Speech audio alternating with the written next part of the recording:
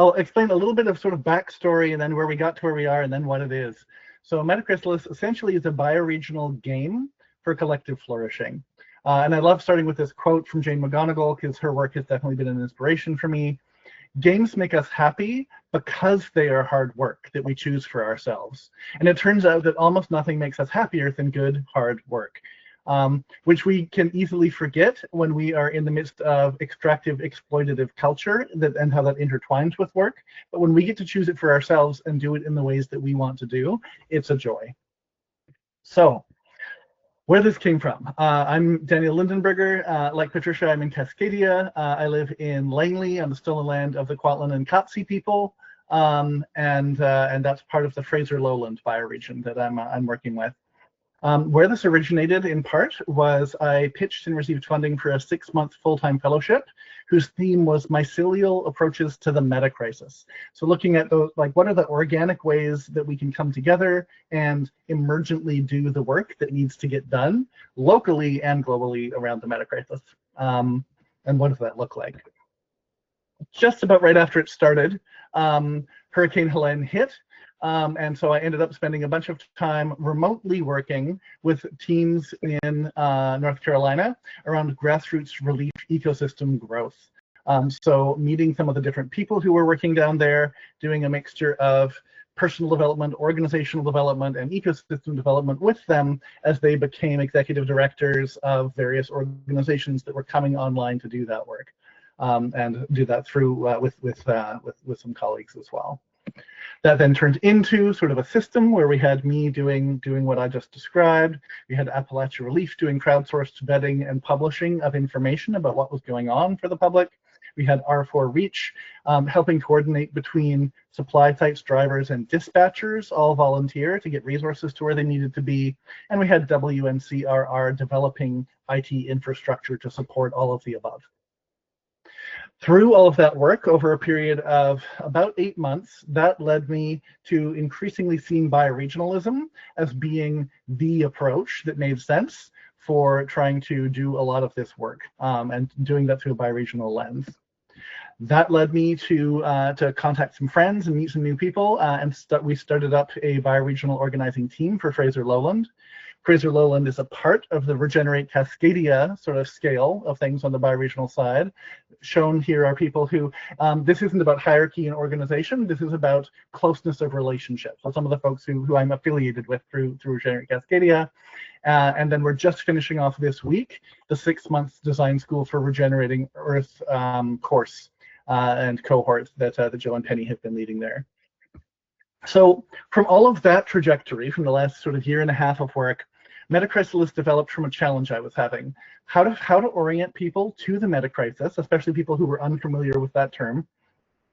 How to use it as a liminal lens, really helping people see that collapse isn't something that's binary. It's something that is complex and rich and emergent.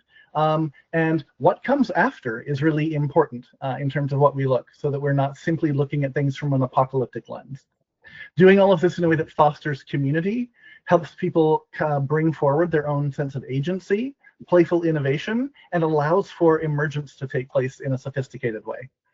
Doing all of that in a framework that's informed by bioregional regeneration as an effective mode for crystallizing global knowledge and communities into specific local action. So I was puzzling over that, and Metachrysalis is kind of what came from that. I'm a longtime nerd and gamer of various different kinds of games, from Dungeons and Dragons to online games of various sorts. So the gameful side really was something I was thinking a lot about as being a useful approach. So Metachrysalis is a game and playful framework for bioregional work, where people play themselves, but rather than escaping the world into it, it's using the game to help you shape how you're engaging with the world around you.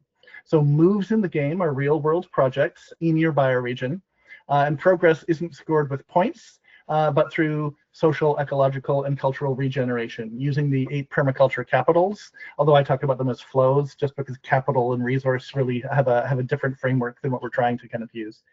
The easiest way to sort of grok what it's all about is to just do a player journey. So that's what I'm going to do right now, which means you won't necessarily see all of how the game is, but you'll see what one kind of playthrough might look like with people.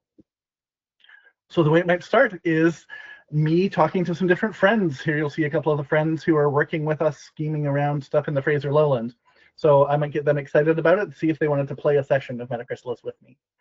The next thing we would do is character creation. Part of this is making character classes, which in the game world is a big thing. In ours, you can class or multi-class. You can't really see those 16, but that's okay. We're going to dive into a couple of them in detail, but we have 16 character classes that we've come up with.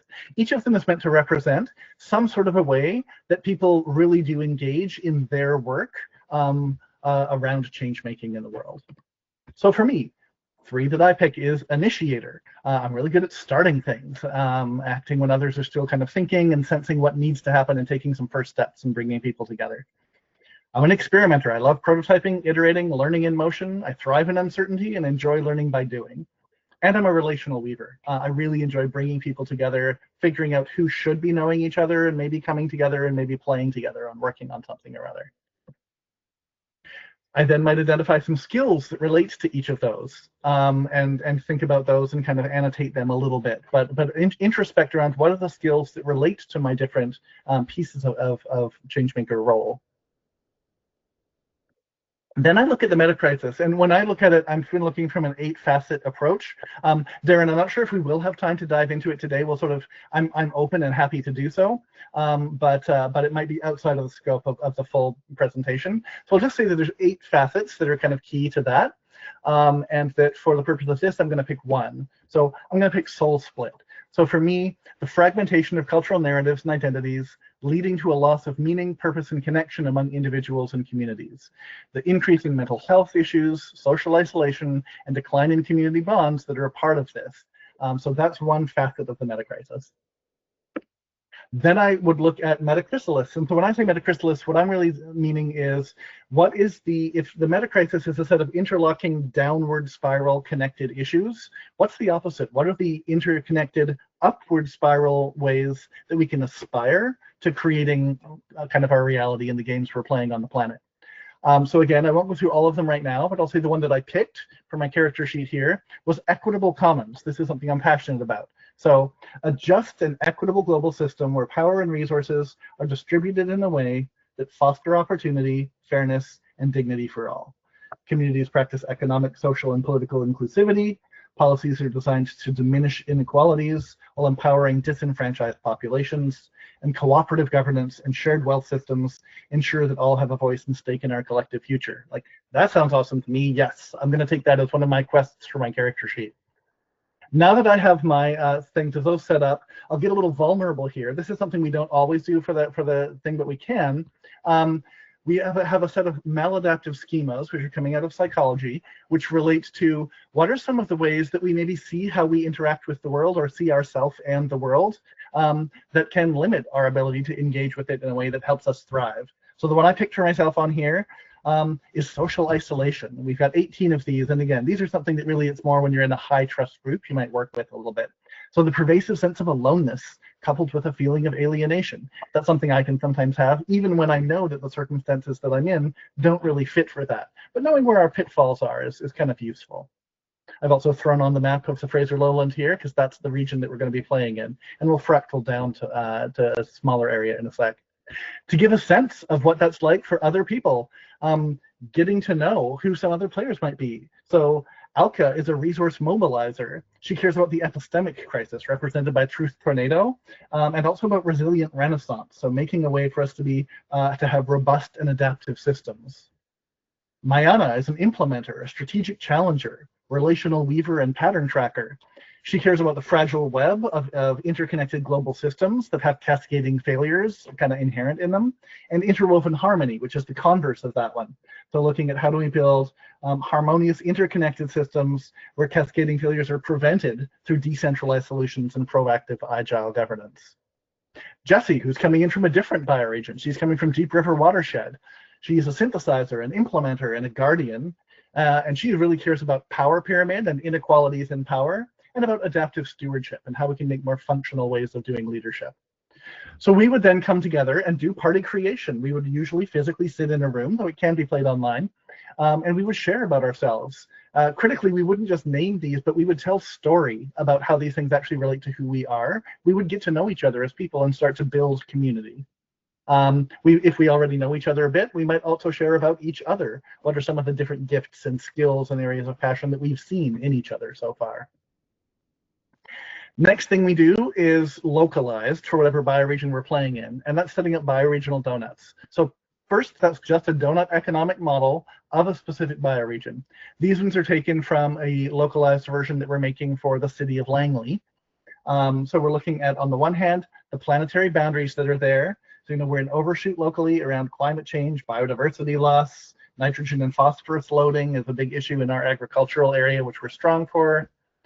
And then we're looking at what are the social dimensions that are there: food security, education, energy, and access. Which of those are solid, like energy, access, and education?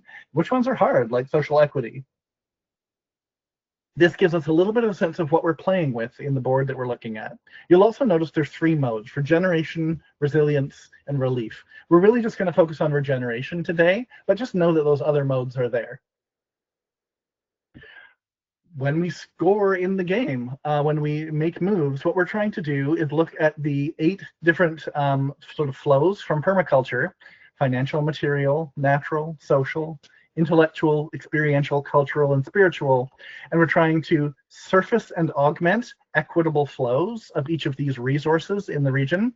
And we're trying to build up commons of each of these that can also be engaged with in a way that is equitable and transparent.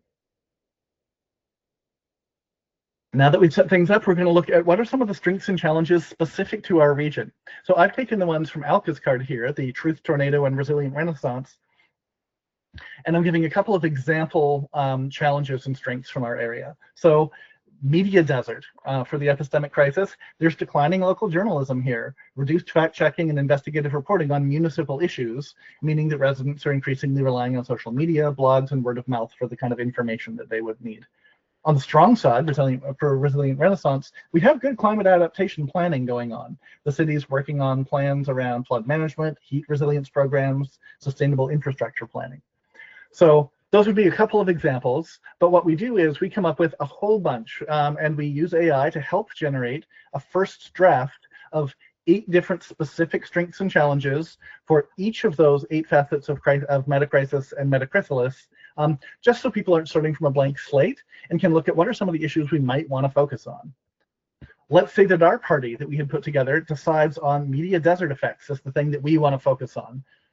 The next thing we do is we plan a move. We start by building the community mycelium, and for that what it means is we put down on we brainstorm on note cards or something similar. What are the different people and organizations and opportunities and funds and locations that are relevant for this issue, that are ones that we actually have access to or that are within our domain of influence, let's say. Then we brainstorm moves together. What might we do around that specific issue? Maybe we make a neighborhood fact-checking circle. Maybe we do a youth journalist club or a library bulletin board of verified information in partnership with the local libraries. We brainstorm a bunch of these different ideas, and then together, collectively, we decide on which are we going to do. Let's say as a group of 4 of us, we decided on using consensus as our decision-making approach, and what we consented to was doing neighborhood fact-check circles and then having those lead to community newsletters. The next thing we do, now that we have an idea of what, and again, there's a million projects you could do, but we just pick one. It doesn't have to be the best one. It just has to feel achievable, interesting, and like something that we would want to do. Next is scaling, resourcing, and planning. And when I say scaling, it doesn't mean scaling up. It just means making sure that what we're doing is a right-sized bite, given the energy, time, and resources that our team has to put into it. Let's say we decided that Jesse was going to create an open forum for questions and ideas. Alka was going to research topics based off of the inputs we got from that forum, and Thamazo was going to host the forum. Let's say that I was going to facilitate public fact-check circles with members of our community, and we would take the results from that, take the transcriptions, and then turn the results from that into a monthly newsletter. And that our goal for the project is to do 3 months worth of those sessions. So we've got a pretty good plan now. It's easy to see how we would do it, and something that's pretty straightforward to actually accomplish. The next step is we actually make, we actually make the move.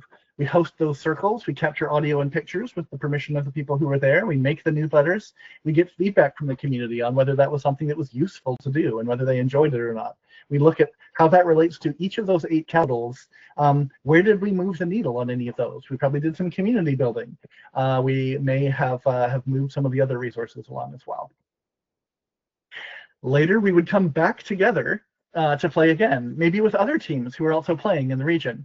And we would share the moves that we had made with the group, the overall group who gathers. We would micro-credential each other around where did we shine. Maybe we would say, like, okay, you were brilliant at doing that research. Mayana, you brought a whole bunch of problem solving and conflict resolution skills that we didn't know were going to be needed. Micro-credentialing is a really key part of this, but only takes place in the assessment from making a move. So it's not abstract. It's always grounded in concrete experience that's been had of one another in collaboration. Then we celebrate what's happened, and then we can publish to the online platform that I'll talk about in a sec. Overall, we would look at what's changed on the board, what moves were made, like this move, and then what's next? What as a whole group do we think we would like to do next? Maybe we pick a different challenge. Maybe we keep on working on media desert effects. It doesn't matter. We can choose whatever it is that brings us joy and feels like it would bring something useful to the region. What we've got right now with Metachrysalis is a card game and guide. The guide's kind of coming along right now, but we have a set of those different Metacrisis and Metachrysalis cards, character sheets, social change role cards, or those different sort of skill and character class cards, the different capital cards, pitfalls, and we're working on some guidebooks to help both players and game masters or facilitators get into the spirit of how it's meant to be played and orient around that. We're also working on an open source platform that would be able to track all of these different things, and then with permissioning that is sensitive to each person's sovereignty around their own privacy and data, making it so that people can choose to share information. And ideally, people can see what are the projects people have been engaged with, how did those go, what's been going on, and what is that map of those different resources that are being grown in the area and how one would access them. This can both serve to support each person who's there as an individual change maker, finding each other, finding other change makers, and ideally finding the funders and other people who might want to throw resources towards their specific work or into this overall system so that more work can take place. We have upcoming playtests that are going to be taking part over this month in the city of Langley. In October, we're going to be at the Resilience Festival in Milwaukee, working on things Metachrysalis related there. On the Sunshine Coast, there's a specific project that we're going to be meeting some diverse stakeholders and playing the game with. And then we're working on an implementation in Austin, Texas, whose details are still kind of coming together. But I love the process of localizing the game for a specific region, figuring out who are going to be the emergent leaders and change makers in the area who want to play, and then diving in. And there's also a great way to get public dialogue going, which we're hoping to be working with the municipality of City of Langley. All of this is going to be open sourced under a new license that we're creating. This actually just came into being as of this morning, is the Stewarded Commons license. So it's basically open sourced, but with an understanding that something like this needs stewardship and reciprocity and readiness for it to be able to flourish. And so all material is free to access, but there are actual transmission paths and lineages so that it's possible to decide, oh, here's somebody who they're great for sharing it. This person can facilitate it. This person can train other people to do that.